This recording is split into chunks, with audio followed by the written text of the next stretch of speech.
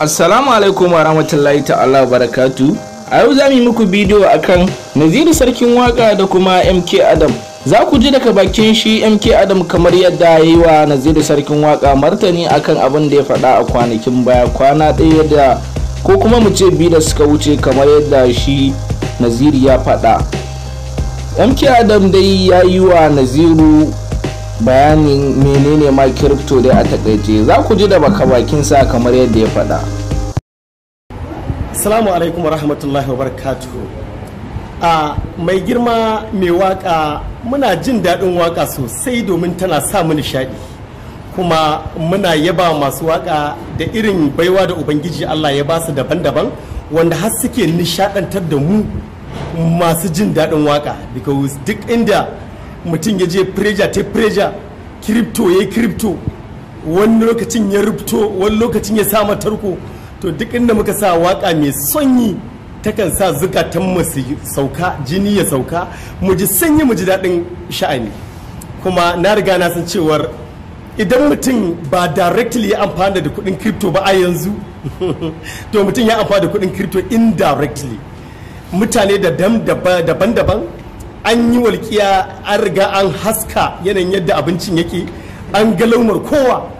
Wannan abin ya saka da dama daga cikin wani sai ka ga bai ci crypto ba amma fa ya sha roman crypto saboda haka wani abu ne wanda yake ba a cewar abu kaza ga yadda yake, because mun riga mun sani cewar idan mutum bai ci naman crypto ba to hakika ya sha romansa ko zai sha.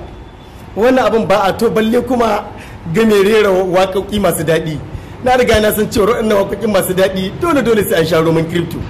Saboda haka al'amura ne kuma sai ga cewar idan an koma a kan lamari na waka ba kowa ne ubangiji yau baiwar waka ba, amma Allah yau kowa baiwar crypto sai wanda bai so ba sai ka tara mutane miliyan, kaga waɗanda Allah yau baiwar waka 'yan tsiraru ne, amma sai ka tara miliyo, sai za ka tara a cikin miliyan ɗin nan gaba ɗayansu mara baiwar crypto shine wanda bai ga dama ba.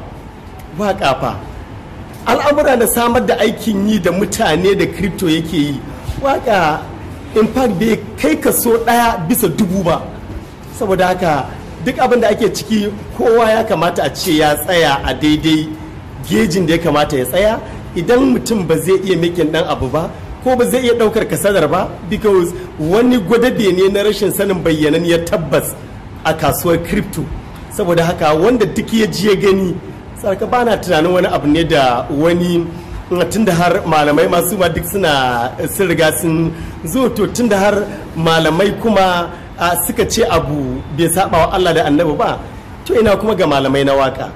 Saboda haka ya kamata a ce in za a wannan a rika tauna, in za a rika wannan a rika cizawa ana hurawa idan mutum zai makin din wani abu don bai san yanayin yadda wannan abin zai je ya zo ba.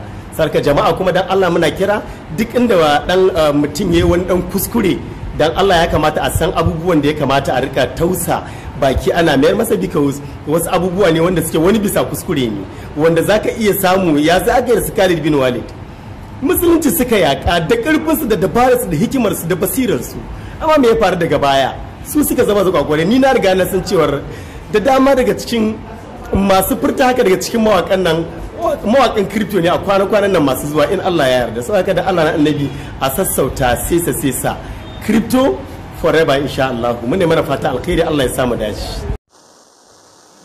Kamar yadda kuka ji, ga shirin nan kai tsaye ya zo muku ne daga wannan tasha mai albarka kuma sabuwar tashar din mai suna Nigeria na Hausa TV. Kada ku manta ku danna mana alamar subscribing a ragowar channel namu mai suna Babban Masarauta, da kuma ɗaya channel ɗin mai suna Kanut Official domin samun sababbin bidiyon mu da zarar mun saki.